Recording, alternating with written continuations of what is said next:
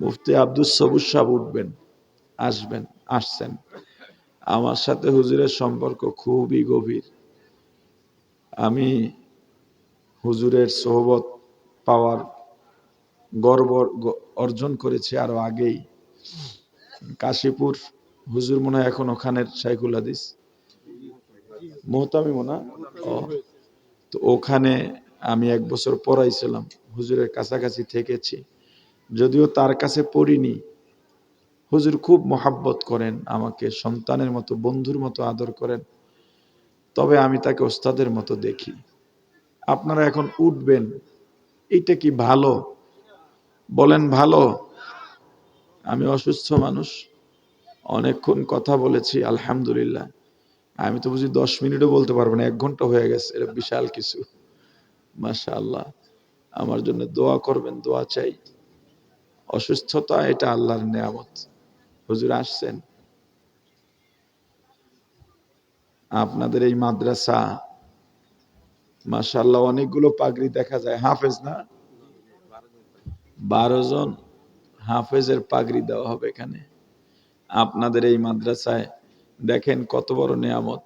এই জায়গাটায় নিয়মিত কোটি কোটি রহমতের ফিরিস্তারা যাতায়াত করে শুধু এই মাদ্রাসার উসিলায়। এটা আপনারা খুশি না? আরো জোরে বলেন, খুশি না? আপনারা আখিরি মোনাজাত দিয়ে তারপরে যাবেন, এর আগে যাবেন না। আর শেষ সময়, আর ঠিক আছে, আর শেষ সময় হুজুর আসতে আসতে আরো 2-1টা কথা বলে যাই।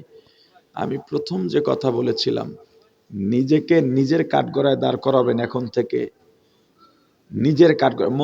মনুষ্যত্ব কি? একটা অপরাধ করে আসছি, যে মানুষ অপরাধ তাকে আর ঘুমাইতে দেবে না। সে বিছানায় শুয়ে এপিট উপিট করবে, কি করলাম কি করলাম, এটা আমার জন্য ঠিক হয় নাই, এইটাই বলবে। এটা হলো মানুষ। আর এই যে আফসোসটা, আহারে কি করলাম, এটা আমার দ্বারা ঠিক হয় নাই, কি করলাম, এই আফসোস যে করে সে হলো মানুষ। আর এই আফসোসের দাম আল্লাহর কাছে অনেক বেশি। আমার 1 রাকাত নামাজ ছুটে গেছে, আহ কি হলো, আহ কি করলাম। একটা গল্প বলি ছোট্ট। একজন সাধারণ মানুষ তাকবীর উলা পায় না, ভাই কথা বললেন না, তাকবীর উলা পায় নাই। তাকবীর উলা বুঝেন? এটা তো অনেকে বুঝি না। ইমাম সাহেব দাঁড়াইছে, আল্লাহু আকবার বলছে, কিরাত পড়ার আগে অর্থাৎ সূরা শুরু করার আগে আপনিও গিয়ে আল্লাহু আকবার বইলা হাত বাঁধছেন, আপনি তাকবীরুল্লাহ পাইলেন। কিন্তু হুজুরে কিরাত শুরু করে দিছে, তাহলে আপনি আর তাকবীরুল্লাহ পান নাই, জামাত পাইছেন। এই তাকবীর উলা পায় নাই, জামাত কিন্তু ঠিকই পাইছে। এখন নামাজের পরে, এই বাবারা কথা বলো না, এই কথা বলো কেন, কথা বলো না।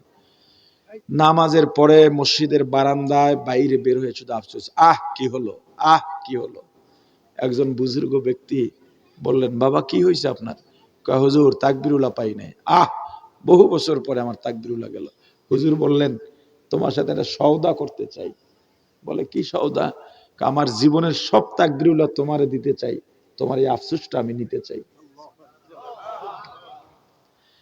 সাধারণ লোকটা বললেন, হুজুর ব্যাপারটা কি? আপনার মতো মানুষের ইবাদতের সব তাকবীরুল্লাহ দেবেন? বলে বাবা, তোমার যে আফসোসটা, এটা 1000 কোটি তাকবীরুল্লাহর থেকে আল্লাহর কাছে দামি।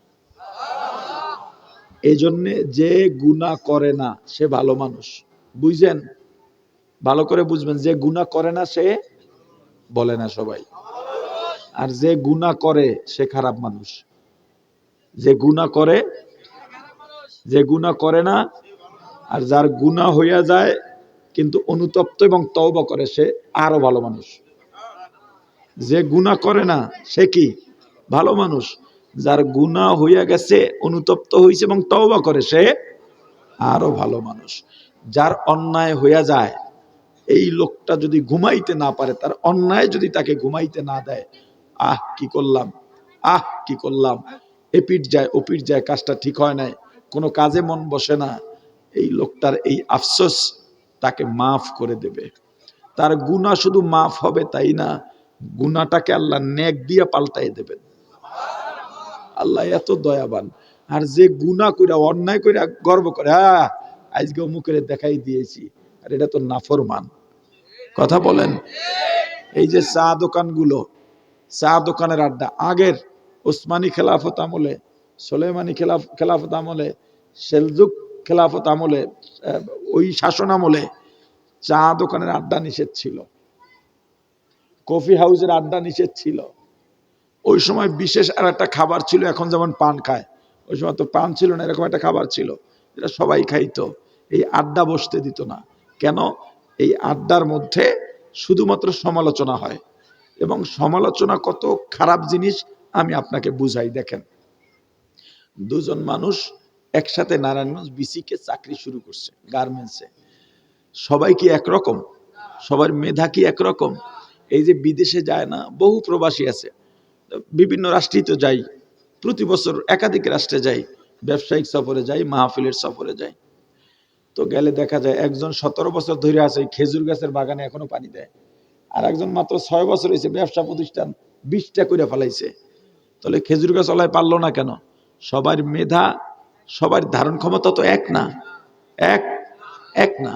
এখন দুজন আসছে আপনার বিসিকে, একজন 20 বছর হয়ে গেছে, এখনো ওই সুতাই টানে, হ্যাঁ, আর একজনের নিজে একটা গার্মেন্টস করে ফেলাইছে। এখন গ্রামে যাওয়ার পরে যে গার্মেন্টস করছে, হয়তো একটা বিল্ডিং উঠাইছে।